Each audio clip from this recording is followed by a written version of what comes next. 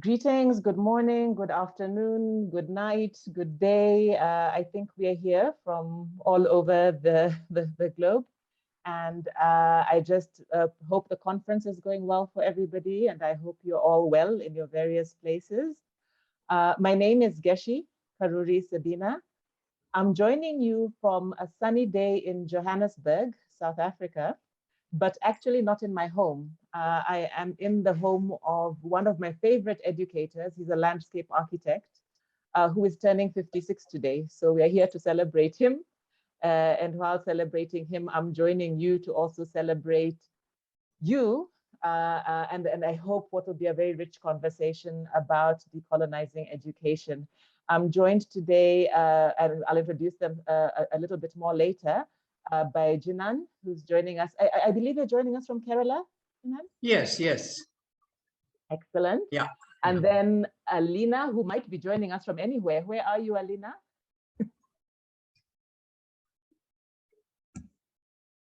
I think she's in South Africa. Is she? Currently, I've moved on to Gaborone, so I'm joining you from Botswana and Gaborone, right next door. Thank you so much, neighbor. Welcome. And Passi Ogola is joining us, I believe, from Nairobi. Hey. Unfortunately, no. I am in the diaspora, so I'm in Brighton for today. So, yes, but usually in Nairobi. Yes. Okay. So we're covering quite a lot of ground. And I'm sure our audience, and I'd encourage them to put into the chat where they're joining us from and share greetings. But it's really great to be with you all today. Before I do the formal intros and we get into our conversation, I wanted to share a quick little thing, and I hope I can do it without wasting too much time. Let's see if this works, because this is the sort of thing one is asked to join earlier to practice, but unfortunately I wasn't able to do that. So I'm going to try. It'll just take 2 minutes. Let's see if it works.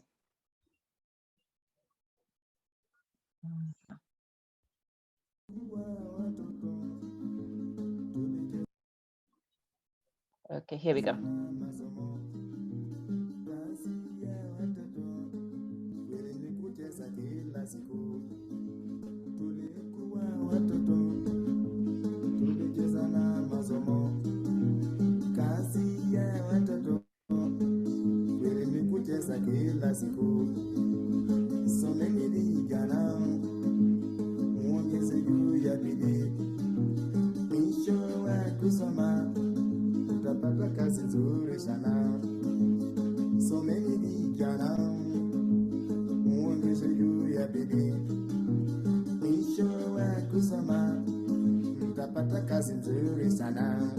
Okay, I hope the audio came through, and that's just a tidbit. Could you hear it?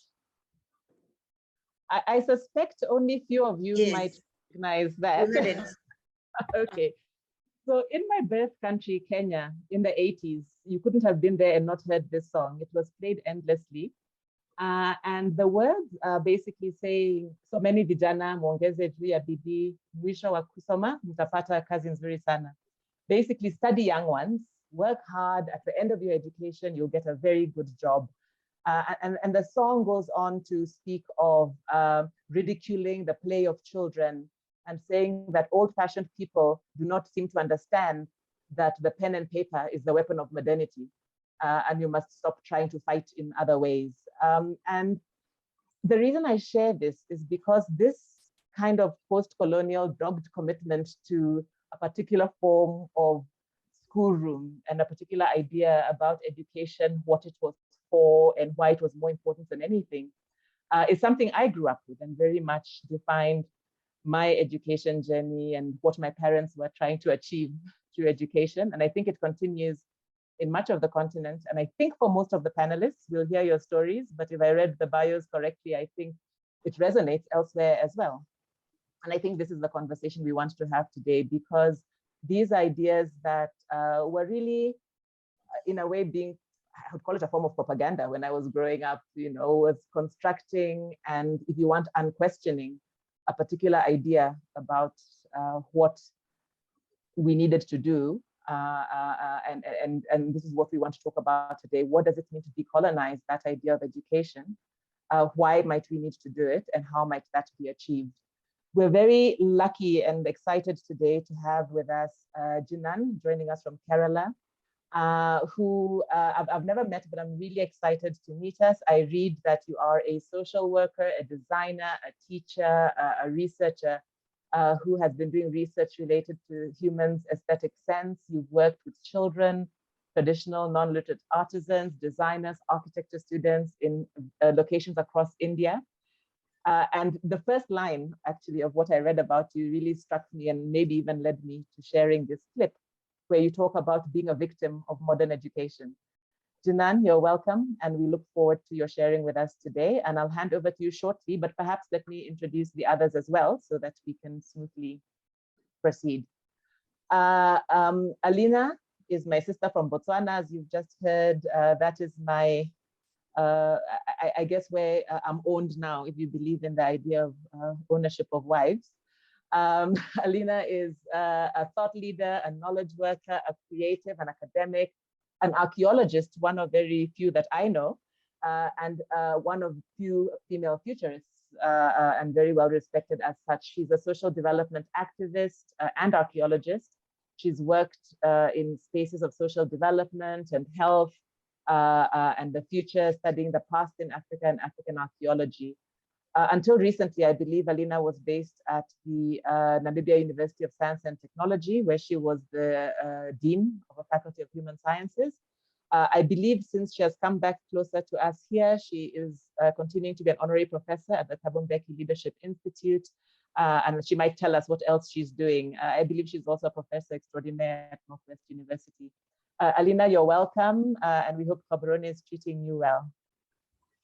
Thank you very much, Keshi. Thank you for the warm introduction. Thank you. And then finally for our panel today, and I must just acknowledge we are missing one initial panelist, Gregory Kayete, who was to join us. Unfortunately, he is dealing with a family situation, which many of us around the world are continuing to deal with in a time of pandemic, but also a time of life where things happen. And so we just sent prayer to him and an uncle that he's caring for, but he would have been part of this panel. The last person I want to introduce is Passi Ogola. Passi is a little sister from my home country of Kenya, even though it looks like she's flitting around the world. Passi is the African Network Weaver for the School of International Futures, which hosts the Next Generation Foresight Practitioners Network. And she's also a program manager for the Society of International Development. I'm really excited that Passi, who is an eco-activist and an Afro-optimist, as she describes herself, is here joining us today. And her role, what I've encouraged her to do, because she's been interacting with a lot of young futurists around the world, really doing serious thinking work, serious imagining work about futures, is to act as a kind of a sounding board for our panel today and just raise some of what her observations, her questions might be for them from those vantages that she holds. Passi, thank you so much for taking your Saturday to be with us. Great. Without further ado, sorry, that was a bit of a longer intro, but you might know, Africans, our greetings as well as our goodbyes take a very long time. Half the time tends to be taken up in saying hello and goodbye. I would just like to invite our panelists to share some of their perspectives on the need and the means for decolonizing education. And Jinan, if you don't mind, perhaps I'd give you the floor first. Welcome and thank you. And we look forward to your sharing. Yeah, thank you. So how much time should I, 10 minutes? 10 minutes is great, Jinan. If you need 12, it's also okay. Okay. All right. So I will do a fast job. I hope I won't make people here disturbed because you see, when I studied design, and that is where I began to understand the problem of colonization at the aesthetic level. Usually the colonization we talk about in terms of knowledge. You change this knowledge to other knowledge and your colonization is over. That is the basic assumption. But I found that a deeper colonization has been happening through aesthetic sense, because all over the world now we have same aesthetic sense. All the educated belong to one aesthetic sensibility. So I began to live with rural tribal people to understand what is this thing, because in rural tribal people are able to keep diversity, authenticity, because they are not taught aesthetics. Whereas wherever you go in the modern environment, all modern environment are looking alike. There's no change. All modern cities are looking alike. So I began to live with rural tribal people, trying to understand this whole issue about aesthetics, the whole issue of decolonization. As I was living with the rural tribal communities, non-literate people, I began to see something very strange there, which is very, very different from modern educated, environment. One key thing I found was that there is no teaching happening there. This is a very, very important understanding. And other thing I began to look at was that whatever book I read, I am reading books on sociology, culture, anthropology, everything based on the Western framework. I'm sorry to use the word Western. Actually, it is not Western, it is textual. I will explain that, as I come along. So I stopped reading completely. This is what happened actually. When I felt that I don't have a book to read, I stopped reading completely. And what I found was that within few years, it took a couple of years actually, my cognitive system rewired. I became a non-literate. And I began to look at what exactly is the problem of modern education, modernity, in general. And my basic study has been, since I stopped reading completely, and within few years, my cognitive system rewired. I stopped reasoning and I began to observe. I began to look at what is happening around, and understanding began to happen on its own. And so actually there are two areas of my research. One, what is the biological process called learning, which is actually about knowledge creation? And what does modern education do to you? Because modern education is actually turning into analysis of second-hand information. It's all framed actually. And so I began to really study the basic damages that literacy does actually, because I felt that it is not, the whole issue is nothing to do with ready-made knowledge, but how literacy itself is a problem. Because from childhood, when you engage with literacy, how your brain gets rewired completely, and how actually the whole problem of fragmentation and alienation is basically the problem of shifting from learning the real world to learning the printed word. Because if you look at the whole human history, there were two incidences that shifted our biological, beingness. The first was when we shifted from raw food to cooked food. There was a fundamental change that happened with our biochemistry, and I'm sure we must have completely rejected this whole idea of cooked food because our body is not meant for that. But maybe after thousands of years of acclimatization, adaptation, we are now, our body has been now learned, changed to engage with cooked food. But what happened with literacy was that it rejected the biology completely and shifted our whole cognitive system to thinking and reasoning. That is why whole modernity is trapped in thinking in the linguistic realm. And actually, in fact, 2-3 days ago, I was writing that modern knowledge is a strange product where the only the package is there. There's no content actually. It's a container without the content, because the word is not the world. There is absolutely no knowledge in. So what we do is that we create myths about ideas. That is why modernity are trapped in ideas actually. See, actually perception has nothing to do with ideas. When I'm showing you this mouse, you don't have to think about it. See, the whole seeing paradigm of knowledge creation, there is no thought needed at all. There is no reasoning. Reasoning is only because you are reading, you are imagining, you're thinking, and you're forced to imagine. You're forced to think.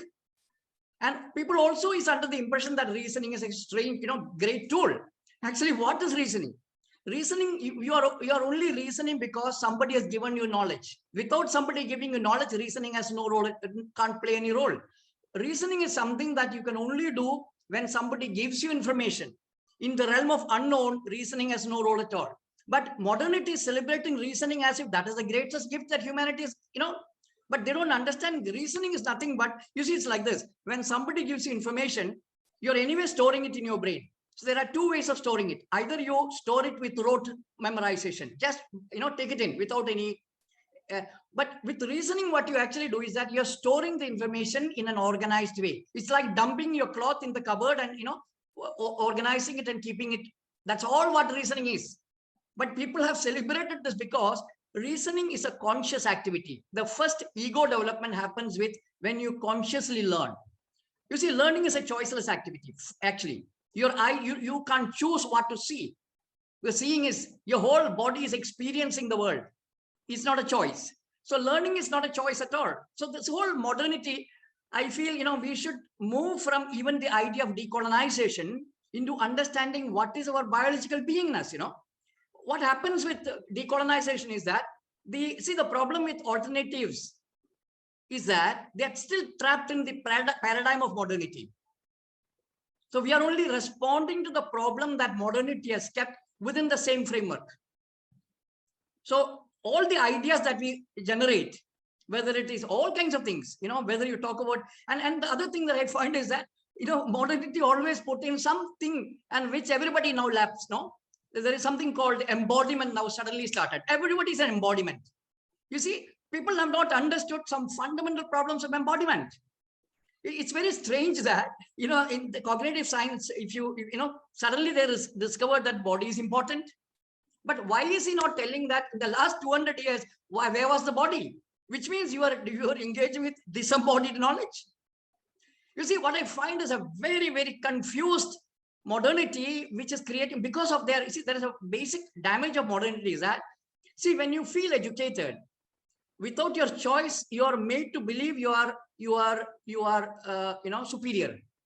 It's not a choice. Superiority complex is not a choice for an educated person. The moment you get educated, without your choice, you feel you're superior. So you're already a biased person, All right, now I'll stop here. I hope I have given the enough, and of course, just I want to tell you one more thing. See, I have been studying children, and I can tell you that the whole understanding of modernity on children is absolutely wrong, primarily because they think that children need to be taught, children need to be instructed, they are very fragile.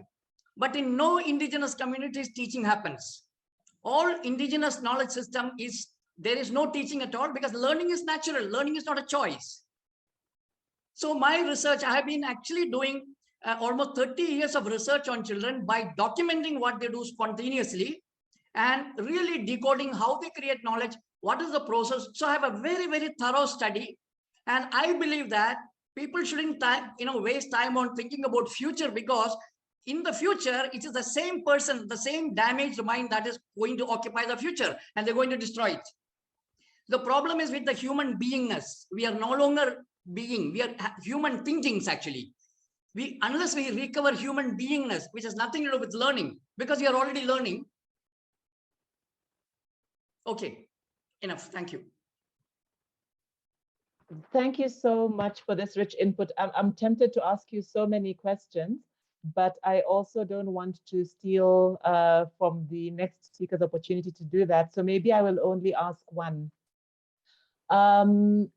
It resonates with me when you say that the language of decolonizing runs the risk of essentially moving into the same frame. And one of our scholars here, Tsepo Madlingozi, actually says that. He says that we need to decolonize those who are thinking about decolonizing. First, the decolonial theorists need to be decolonized in order for it to be meaningful for us. But you also say that the big question in the issues you raise, the absurdities that you observe, is the how. How do we then unthink systems that are set up to try and do what you're saying is actually not necessary, just to educate us, because we're unfortunately not able to reset that. Or maybe you'll say we are, I'm not sure. So what is some of your thinking on the how, and where perhaps you see anything promising? Yeah, you see, actually, it's like this. If you remember how we learned grammar when we were small children, I think grammar was, at least for me, and at least for many of the Indian people that I've contacted, grammar was one of the most boring subjects ever learned. In the beginning, I'm talking about in the starting. And that is precisely because that we have not understood. See, one very important thing we must understand is that children learn their mother tongue without anybody teaching them grammar, which means fundamentally all knowledge is implicit in us.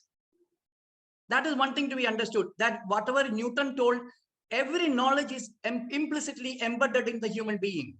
It's actually a process of, explicit, I don't know the English word, explicitizing what you already know. It's something that you already know. So the whole problem is, I think we need to look at what is actually metacognition. See, all these words are completely destroyed by modern minds. I won't use, so my usage of terms are very, very different. When I talk about metacognition, it is about creating a meta-awareness of what you already know. It's nothing to do with thinking. There is no thought at all. It's become just being aware of why, what, how of what you're already doing. So the grammar, when you're already knowing grammar, so you become a meta, you become aware of how you're speaking. When you look at how you're speaking, you will be able to decode the structure of language, which is what grammar is.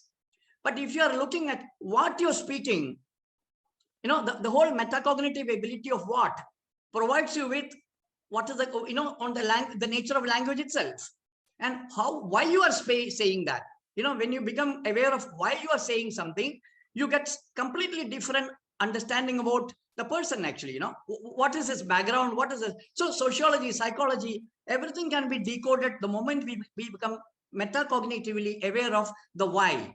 So why, what, how are metacognitive awarenesses that we can build, but not in a very egoistic, because we have to be extremely non-egoistic about what we already know, because by force, it won't come out. We have to be extremely sensitive and humble and wait and not do reasoning, because through insights, I have never done reasoning at all, but I've been documenting and observing what children have been doing for almost 30 years. And I'm getting insights from within me. I'm not concluding anything. Within me, it is just coming out sometimes, it's telling me, now look, this is what is happening. This is exactly the way we learned mother tongue. We did not reason. We had no understanding of grammar. We did not know meaning of any word, but we are able to speak very well, which means that we are already equipped to learn. And in Bangalore slums, children learn 4 languages by the time they reach 4 years. Nobody is teaching them anything. So it's high time we respect life, because life is learning. The whole meaning of life, living means learning, But modern men seems to think that it is their invention, the whole idea of knowledge, So this is a tragic problem, actually. We are in a catch-22 situation where the moment you use ego, you're done with. So how do we become non-egoistic is the whole issue. Thank you so much, Jinan. That really touched me, this point about language. So I live in a country and people like Alina will know that, where, as you've mentioned, people speak even 10 languages. However, what I find is we then go to school, as my 2 teenage daughters are now doing, and we are kind of asked to do even what we call a vernacular language in school. But it becomes a torturous experience, I find, even for kids who speak that language, because essentially they're made to feel like they don't understand the language that they already speak, and they speak 9 others. And they're even failed in subjects where you wonder what value is being added in this teaching of a language that you're already using quite. And you wonder in that teaching, again, as you said, what is being lost, that perhaps that language, that what and why carried, that is now grayed out in this effort to now teach people a language that they know fully well already. So thank you so much for that. I'm sure we'll come back to these ideas, and I'm sure that there'll be many questions for you. Alina, can I invite you in? Because I think you also think deeply about these issues. I believe, unfortunately for you, you haven't had the benefit of being able to go out away from the big institutions. You've had the big job of actually trying to work within those institutions. I look forward to your input. Thank you, Alina. Thank you very much, Jessie. Good day, colleagues. Good afternoon, wherever you may be. Good morning. I'm very happy to be following on to what Gina and Jessie are saying. And first, let me start with a proverb in my mother language, Setswana, which says that roughly translated into English, siblings or the children of a woman split the head of a fly. In other words, they share the minutest of things. And I'm saying this because I would like in my allotted time to share it with my sister and colleague, Dr. Decolonising, who was also to present in this conference and has shared her presentation earlier, but missed the actual speaking because she would also be spot on to the issues that are being raised, and especially the issue of language.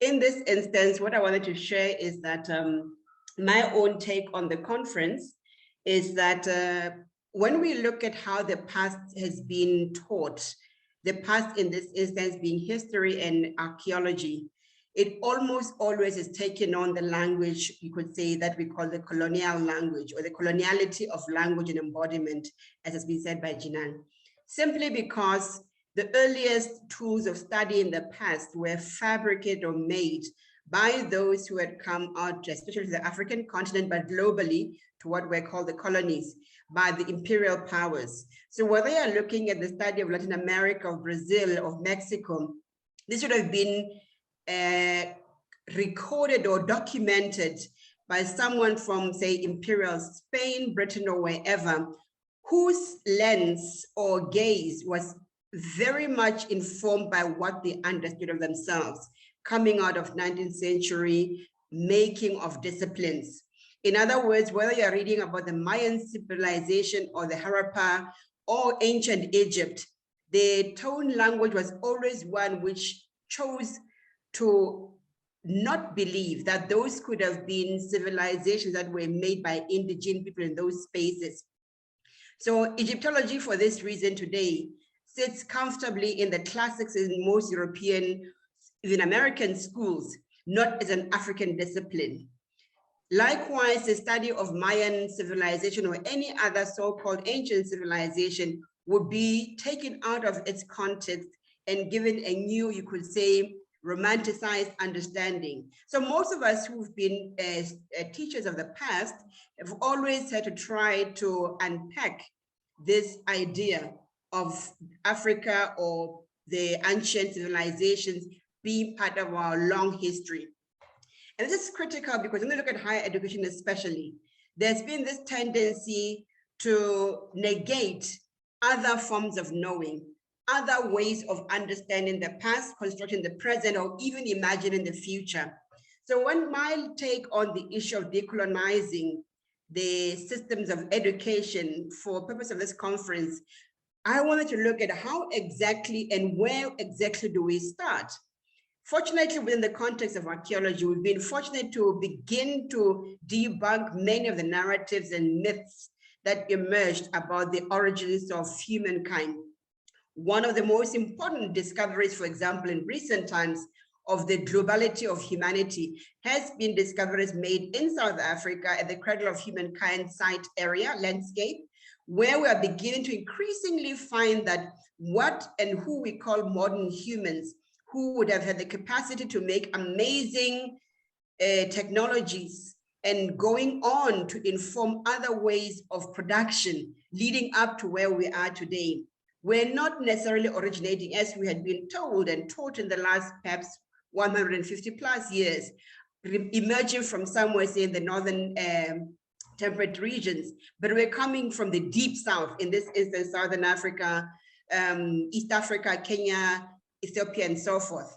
So we began to piece together, thanks to new modern technologies, you could say, of site surveillance and finding, we are able to find and excavate those archaeological sites that are beginning to add so much more. Many of you may already be aware that in Egypt, for example, we're learning so much more about the histories of Egypt, even pushing back the dates when we now know that early Egyptian peoples, many of them, by the way, would have been what today we would call Black, but were, you know, for purpose of history, and I could say whitewashing history, presented as perhaps having been somewhat Caucasian in looks. So we're beginning to find that so much of the construct of what we know today about ourselves as human beings and our humanity has been so, you could say, tarnished by the lens of an imperial gaze, an imperial intent, which sought to obviously you could say, subvert and silence that which was clearly origins and knowledge systems that were coming from the then colonies.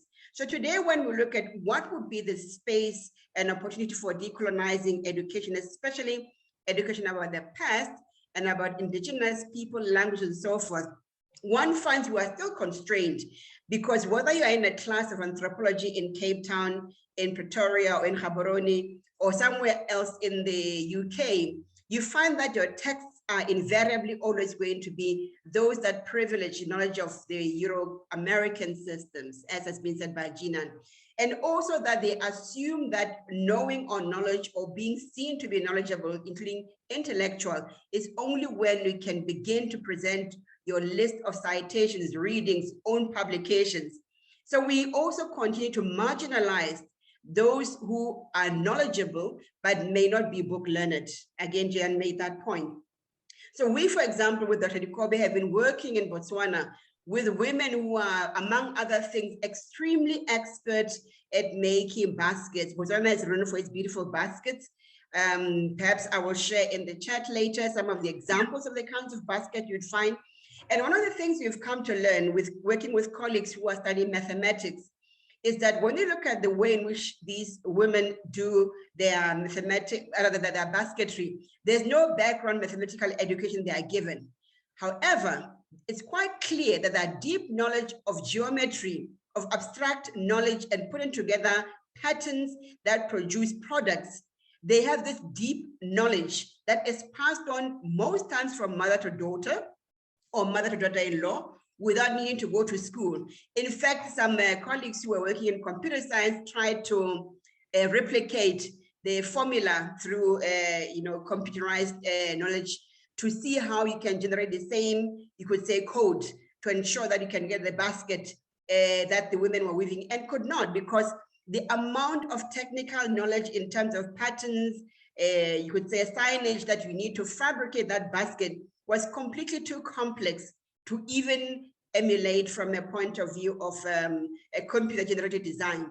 So all I wanted to say is that I'll also share the articles that I shared earlier. My earlier article in 05 was called The Revolution Will Be Televised, or will not be televised. Sorry, will be televised, coming from a very epic poem, song poem by Jules Gertrude, The Revolution Will Be Televised.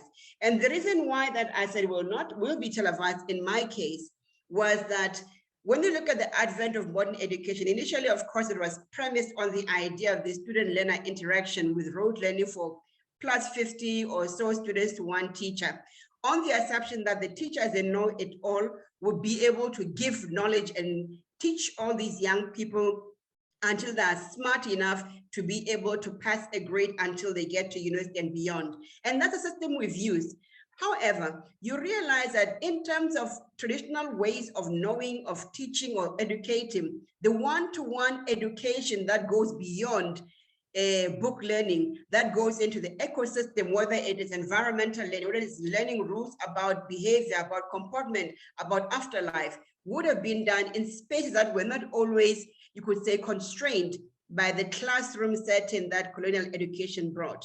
So in my limited reading of how we can decolonize education is to go back to the, I would say, proverbial teaching under the tree, learning under the tree, which of course was seen to be anathema to teaching. Today we thrive to have schools with roofs, with everything, and we cry foul while children learn under a tree. Even in a country where temperatures can go to 45 degrees, we say there must be inside that four-roomed walled, even if it's a tin roof classroom. So in other words, we are still looking down on place and space of learning, which could be more natural given the environment in which young learners would need to learn. And we still take them out of that ecosystem where knowledge could be transferred more organically and want to place them in these spaces. Jesse will speak a little bit perhaps about this in South Africa, where children have been known to die falling into latrines because you force them out of the home to a space where they hopefully should be a class, an ablution facility, but because there's no resource to do that, they are in these unsafe spaces and end up dying. Whereas a child, if they were under a tree somewhere and had to go and relieve themselves in the woods, they would not have risked that kind of tragedy. But these are things that I hope we can discuss as we go into the discussion. And I'd like to perhaps give Maud the other part of my time to perhaps share her own thoughts that she was going to share. Thank you, and over. Thank you so much, Alina. And in fact, Maud, who I haven't seen in many, many years, welcome, welcome, sister. And please, please do carry on from Alina's input. We're really excited to have you here. You're on mute though, please unmute. No, you're still muted. Maud, we can't hear you. Thank you very much, Getty. It's nice to see you. I hope my grandkids are grown now. And thank you and welcome to the panel. Actually, Alina has covered a lot of things because initially my topic was on the hidden curriculum and how the science classroom can be a chilly climate for girls. And that arising from the perceptions, first of the family, that a girl cannot be a scientist, and secondly, the perception of the teachers, especially for us, the older generation, that the sciences are for the boys. And lastly, the perception of the girls who don't believe in themselves that they can be scientists. So I'll only add one point, taking what Alina said from a gendered perspective, that more and more in the sciences also, it's very rare to find women winning the Nobel Peace Prizes. It took 55 years for another woman to get the Nobel Prize in 2021. So we grew up knowing about Einstein, knowing about Newton, and very few female figures. So what I'm trying to suggest is that the indigenous knowledge system in Africa in particular rested in the hands of the women, especially in the field of midwifery, where there were no special clinics for people to go give birth. So what we find is that we have erased the women from the medical profession, and we have medicalized these female professions, which one has to get a degree and a certificate from a certain institution in order to be recognized as a midwife.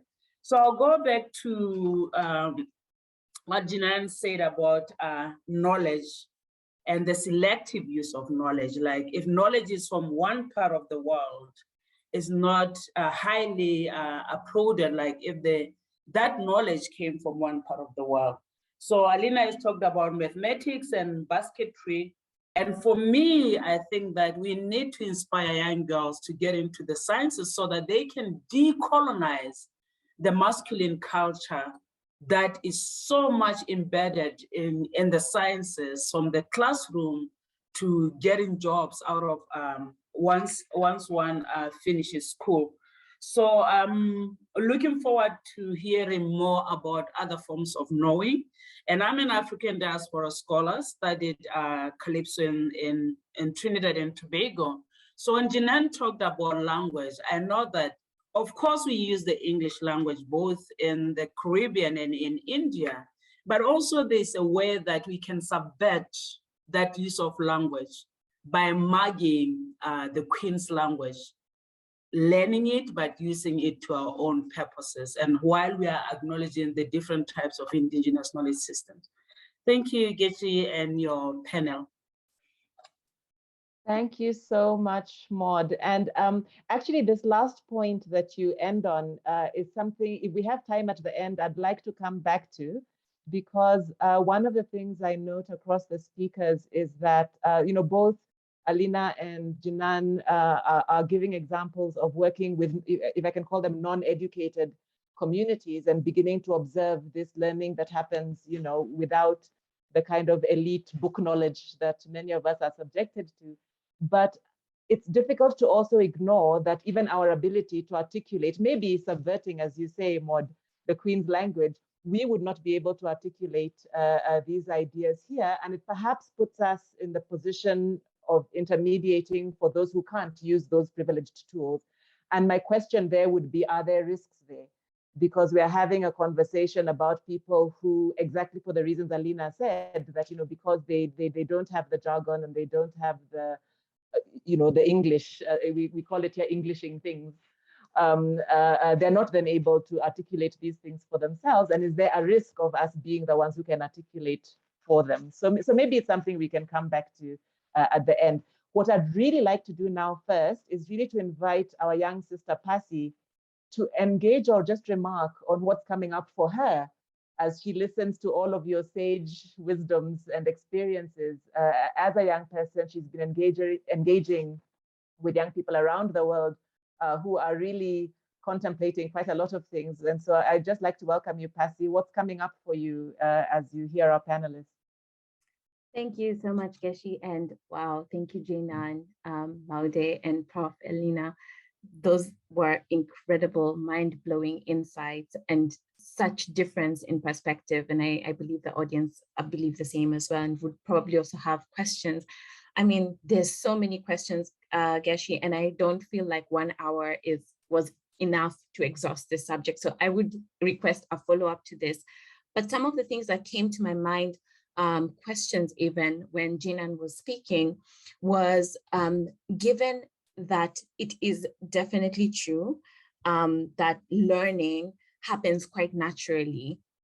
And we're in the modern times, so we cannot really ignore the power of modern education upon our lives. Where are the opportunities for a blended learning, where you are incorporating both, the benefits that come with modern learning, but going back to the indigenous forms of learning that exist? I feel like from a cultural perspective, we used to learn from listening, engaging, doing. And according to Eugene, and he says that cognitive, like our minds have been shifted and have been changed to only think things through a linear format. Is there an opportunity to break that open and begin to incorporate blended learning by borrowing from the past, borrowing from some of those indigenous communities that you have interacted with? So that would be my question, Geshi, for Jinan, in terms of the topic right now. I will ask all three questions to all three panelists, if that's okay, and then we can conclude as one. Professor Alina mentioned a lot of incredible things, education from higher institutions of learning. I've heard a lot about the hidden curriculum, ancient civilizations, and like a covering up of history and knowledge and the origins of it in the past, and the kind of impact it has had on people who are living today. And my question is, again here, do we see that that has shifted our cultures of learning completely? And again, is there a pathway into the past? How does the work of uncovering some of those archaeological discoveries, how does it impact what we're learning now? Is there a way to reintroduce these things into the current curriculum that is very limiting for scholars such as myself? So I'm a Chevening scholar, and that's why I'm in the UK for 12 months. And I am actually going through that process where a lot of people believe, and young people such as myself, that we need to break free from our indigenous communities, from our countries, go into the Western world, receive that Western education, gain the skills, and hopefully if an opportunity comes, they stay here and build this nation. What are the opportunities for going back to the basics, learning from those archaeological sites, and then using those skills and that hidden history to actually build and reclaim ourselves from where we came from? Because again, there is that beauty of indigenous learning and how it used to happen in the past. And then our last speaker, Geshi, brought in a very interesting perspective that touched closely on me, because I remember when I graduated, and it was a big celebration because I was the first to receive, a bachelor's degree in my family. My great-grandmother hadn't, my grandmother hadn't, and unfortunately my mother hadn't had the privilege as well. And that's because of some of those cultural norms that exist, where, the men are supposed to be educated, and they're the ones who go to school and have that opportunity to go. And in this present day, we see that there's more opening for women who are learning and doing things. But then in certain sectors, so I am in the energy sector, it's very rare to find a young African woman who is in the energy sector and brilliant at it. It's because of that fear. This is a male-dominated sector. How can we break that moving forward into the future? Is it an opportunity? Is it a myth that there are things that women obviously cannot do or cannot do? Or is there an opportunity where we can build that out and even give women the courage and young girls that this sector is for us, we can thrive in it? And how can we bolden that out further, given your experience as somebody who's learned, expert, female, African, in that space of things? So thanks, Geshi. Those are my 3 questions, and there's so much more where that came from, but I just had to choose the ones that come to mind because of the time. Yes, and it is a very short time, but I think what we're doing is beginning a conversation. I think for many of us, it's our ongoing work, it's our life, and so we will continue. Thank you, Passi, and for framing those quite directly to the panelists. I think it will be even easier for us to respond. And so maybe if we can go in the same order we started. So Jinan, if I could come to you first. Passi has framed a question to you around, can we blend, can we do both? And I'll also maybe just call to your attention, Jinan, the question that Renate raises in the chat that I think refers to this and just asks about, are there some risks or things we need to worry about as we think about possibilities of blending? What did you say? What was the last? I was just saying, in addition to Passi's question, I was just pointing out in the chat the question from Renate that I think links to that or builds on that, asking if there are difficulties we need to think about as we consider things like blended learning. I can read the question. It says, questions that arise for me is the question of how to avoid appropriating Indigenous knowledge when transferring it into different contexts, such as the university. So this suggestion of blended learning. And then also the question of whether looking for ancient histories that correct prevalent modes of teaching about histories of culture, while really important, also still play into the modern playbook of understanding of history as defining elements of cultural worth. So she's asking how can that be negotiated, which I think builds onto Passi's question. Yeah, okay. You see, one of the problem is that we have to change this question from indigenous to biological. See, all the time when Western civilization, modern civilization, sorry to use the word Western, it's actually textual civilization. You know, but West got trapped into that first. That's because printing press was established in Germany, in Germany in the 1400. So naturally, they are the one who got trapped into the two-dimensional realm of the word. So that's the reason. So the more and more we talk about indigenous, it's actually a wrong usage. Actually, it actually means that there is a biological learning process and there is a non-biological learning process. This is what it is. If you truly, see, many of these questions will drop the moment you actually begin to engage with this kind of thing. See, the most important thing I found was that how modernity, this text creates all the problems that are happening. So whether it is division between the male-female division, see, all of us are holistic actually. I am both male and female integrated because I am a product of my father and mother, you know. So biologically, I am an integrated being with both feminine and masculine qualities. But the moment I enter into a textual realm, my femininity dies and then my masculinity is there, you know. Because in the indigenous communities, this whole problem that we are talking about, gender, doesn't exist actually. So, and of course, many of you will see gender problem because you are now framed to see gender everywhere. This is the problem with modernity. Modernity frames you to see the world in a certain way. You will always see things in terms of hierarchy, division. You know, this is a problem of modern mind actually. So after I quit reading completely, I began to see, and in that seeing, a lot of things became much clearer to me, which are not visible, you know, to the modern educated people, you know.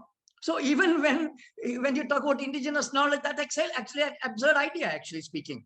See, first of all, if you look at the languages of indigenous communities, the oral communities and textual communities, you will see some very fundamental differences. All the textual community has more nouns. and they are I-centric language. I would say I burned my finger. But all the indigenous communities, oral languages is more process-oriented languages. I am part of the happening. I am not the doer. I am part of the happening. So actually, in a very, see, I have actually also looked at most of the, many of the top people from the West, who are doing cognitive science and child psychology and all that, and I can tell you that they're getting it wrong completely. They simply don't understand children at all. Let me tell you this. This is actually a challenge, actually. And if some of you can help me, I can put together a fantastic, this thing on. I say, I don't want to belittle them. The problem is not that. The problem is, how do we actually understand children?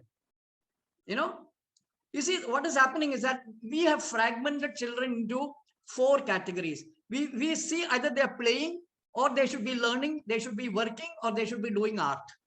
You see, these are 4 fragments that modernity wishes to see the child in. But for a child, there is one activity, which is to make sense of the world. That's all. So even art is a trap of modern minds, actually. There is nothing called art in indigenous communities. There is beauty. Beauty is something very, very different. It's a quality. So what modernity has done is that it has turned all verbs into nouns, all adjectives into activities, all processes into activities. See, what I say is that every activity, children turn them into play. You see, and all objects are potential toys. So, but our do good, this is another tragedy. We want to help others. Now, this is only a sick mind can think like that, because you're already under the assumption that you're better than others. No? That's why you want to help anyone. No? So we all want to help children by giving them all kinds of things. In fact, they don't need anything from you. You see, so there are, also words like, I look at these words when people use sustainability, freedom, all completely misleading words. Because see, freedom is existential. It is not something you can give or I can give, you can take. It's an existential reality, freedom. And every living being is in freedom. You go to any rural tribal area, any village, children are never said no. They are absolutely free to, roam in the world. Nobody will say no to them. It's a violence, actually, act of violence when you say no to a child. Imagine somebody telling you, don't do this, don't do that, don't come for this conference. How will you respond to that? How is a child different? You see? So, I mean, I won't have, it's almost like a 35 years of research that I'm trying to, put together. I'm also quite excited. So many thoughts won't come. Or one important thing I wish to say is that people like Newton, Edison, and all that, they belong to the indigenous mind. Don't mix them with the modern minds. All true scientists are using their biological capacity to see the world and understand the world in a very different way. So people misunderstand this completely. We assume that, Newton also belongs to, see, many of these people, true scientists, they don't fall all this traps of scientific method and all that. No? Scientific method is for mediocres to follow. Or any true scientist will not follow, neither they will not get into this trap of citations or what is that peer review journalism nonsense is happening now. All that kind of crap, actually. All this is nothing but to trap people into their mediocre thoughts. It's actually a mafia that is controlling knowledge. They don't want any new thought. They don't want any fresh. Because you see, one thing that has happened with education is that it has taken away learning process from society completely. So everybody is doing parenting workshop, because they have to attend parenting workshop. Even they don't even know how to look after their child. You see. So the tragedy is that how do we reclaim our, naturally given, biologically equipped learning process is the question that we need to wonder. And what I've been doing was that I've been, I can't call it teaching, but I have been going to design and architectural colleges for the foundation program, the first year foundation program. And I've been doing several experiments in enabling them to start using their senses and stop reasoning, and enabling them to create knowledge. So the fundamental thing is that how do we understand, how the process of creation of knowledge? This is what it is. And how does our senses function? Okay, I hope this is Thank you. Thank you so much for that. And I think it's so important what you say, the idea of working, for example, with foundational students. You know, there's this idea that people come to class to be given knowledge. And in fact, I don't know how you've experienced it, but I've sometimes faced resistance when you come and suggest the experiment that is asking people to engage, because actually they're sitting there waiting for you to give them something, because that's what education is, isn't it? You know, you come and drop knowledge on students and then they take an exam to show that they understood, and then you give them a good mark. And so it's really, I think, interesting when you try to undo that and what you're calling this mafia on who, you know, whose knowledge and who's deciding on that and how do you do that. I think thank you so much for sharing that, Jinan.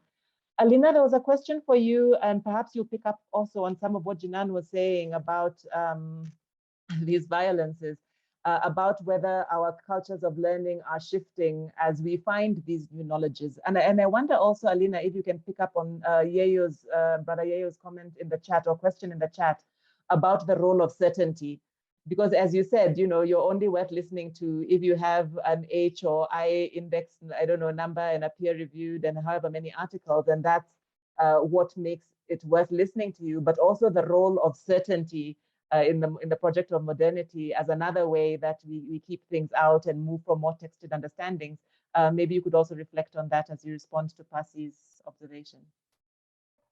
Thank you so much, Jessie. Jinan is a very hard act to follow.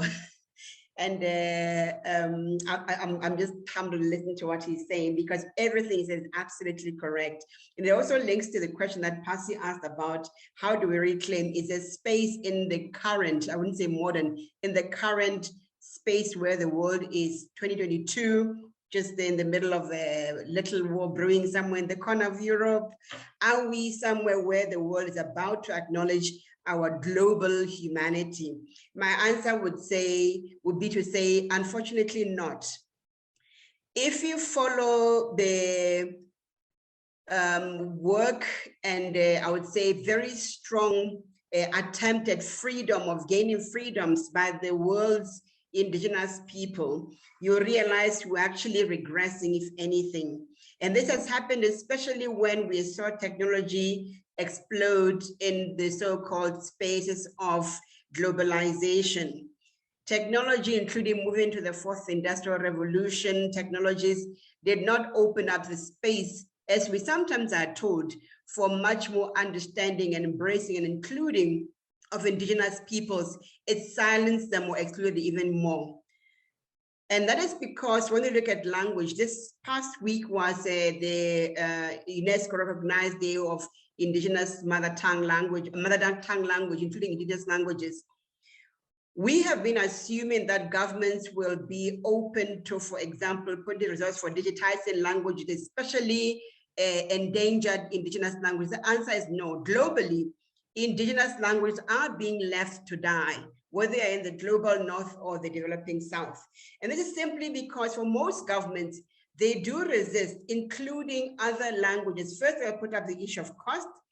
Then for the post-colonial states, we'll be told, especially I think the same thing will be in India, we'll be told it is a project that will counter or be dangerous for nation building. So the idea of the nation state oftentimes rests on the power of the hierarchies continue to subjugate and subordinate indigenous others. So instead of embracing diversity as we've been told we are doing, as we become more human and much more cultured, the actual fact is that we are doing the reverse.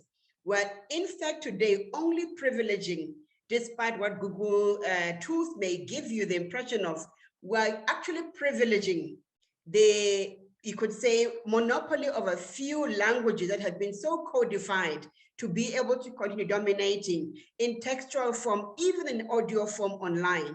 And this you'll hear from many people. If I try to speak, for example, in my mother tongue, even with Google Translate, what will come out there in terms of what will be the story text will be garbage. And you see it increasingly because even those you could say, I don't know, like my sons know them better, the computer aided assistants who help you with finding your way. Let me give you an example, Geshi, Google Maps.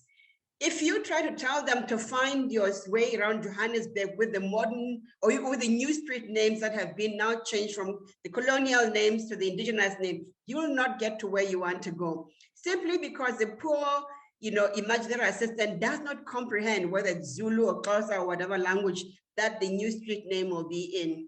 So the answer, Passi, to you is that unfortunately there's huge resistance globally to the idea of global diversity of humankind, including of languages, of ways of thinking, which is pretty sad because many of us still have to learn so much from indigenous languages, indigenous ways of knowing, other than our own cultural, you could say maternal or paternal origin. So that unfortunately is going to be the case. In terms of why this period is important to continuing, say, unlearning colonial education and relearning who we are, wherever we may be, is that my experience as an educator in Botswana when I was teaching for the last 20 years students in archaeology, they come from a space of extreme negative self-perception. It takes so much in the 4-year degree to get a young person to have an aha moment to say, so actually I am worth something. Because the whole colonial process was so dehumanizing, continues to be very dehumanizing. Your self-worth is still judged by how you pass your grade 7, your Form 3, your Form 5, your first degree. You can't be seen as successful if you get a D, even in languages. So all of us are wired to believe, to be anybody, to be human, to be valuable. You have to have the 8+ throughout your life.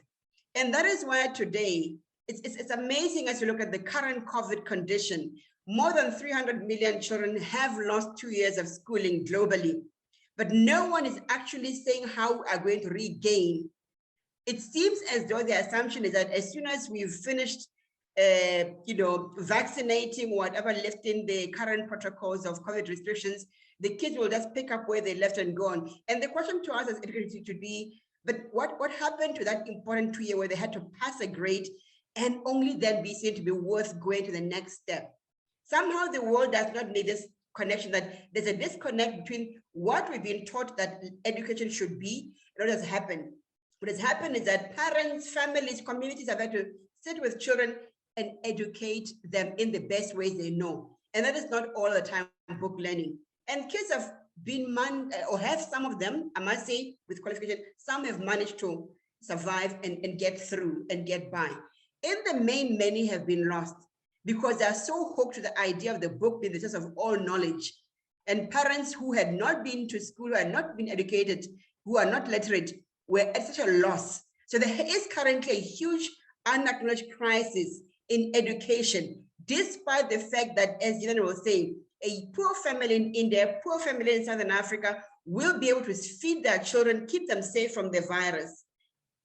The pandemic has taught us so much about what it is that we need to unlearn in our understanding of the world. And we have learned, more importantly, how to reconnect with nature, especially when we in the global south could not get vaccines. We had to find new ways of surviving COVID. And here we are, we've survived. But we're now being told, no, forget all that you learned in that crisis mode, go back to school and try to pick up where you left off. That's one point.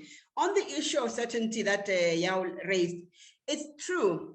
Unfortunately, modern science, as constructed from the scientific disciplines of the 19th century, has been built on this, again, very specific Germanic tradition of positivism, which assumes our only ways of knowing that are based on objectivity, which is not there. So if you're a relativist, you'll be looked at with a very dim view. So unfortunately, even with the issue of certainty, only when you get 100% in your math test are you seen to be bright. You cannot get around to get the answer without the method. Even if you find your own way to get into the answer correct, you'll still be given a minus mark. And that's because there's this, again, as Jilan said, this hierarchical and bounded ways of enforcing knowledge to be only through one conduit. Until, to borrow a word from colleagues who are working in the area of archives, until we begin to enable multiple capillaries that can carry bloodstreams of knowledge that can be fed to a child through all their senses, whether by spoken, by audio, or showing, by telling, by doing, can we appreciate that a human being has multiple ways of knowing and multiple ways of sharing knowledge? For now, we privilege only that which comes through a textual media, which is, of course, most times a book written in the language, in our case, of the colonizing country, in this case for us in the Anglophone world, English. I'll stop there and hope that Maud can pick up where I might have missed of any other points. Thank you, and over. I'm just conscious of the time. Thanks, and indeed we're into the last few minutes, but thank you, colleagues. This is powerful stuff. Maud, I just want to invite you in on the point that I think was raised by Passi, and maybe also your reflection on Jinan's observation, which to me is actually fascinating. You know, he talks about this issue with gender obviously being framed by us being caused to see gender in the first place, which itself is problematic. And what strikes me is that, in the world of data and I think gender mainstreaming, in a way, we tend to be told the opposite, that no, more data that we can disaggregate, which really allows us to see and observe and attend to things that are otherwise hidden. And I think the answer to that probably lies in the biological point that Jinan is making. But I'm quite keen to hear your observation, Maud, around these issues of women in the academy and in knowledge. Thanks, Passi. I don't know who is the no, let me not say who was the first feminist in Kenya, because feminism is not an African. Maybe we never had a word for it, but we have always had feminists in Africa. So yes, as an African and you as an African, and I don't want to risk treating Africa as one country because it's a huge continent, but through my research, I've realized that there are some certain threads that bind us as African women or women from African-based communities like in the diaspora. So we're talking about reality, not theory. In Africa, there's that tendency like to defer knowledge to the men. And the girl child is just to be beautiful like you, Passi, and get married. And I think your grandmother say, get a husband quickly. But those are the realities. So for me, I would still go back to Jinan and say that the masculine nature of knowledge cannot be underscored because we always celebrate these male heroes. And where are our heroes? Or where's her story?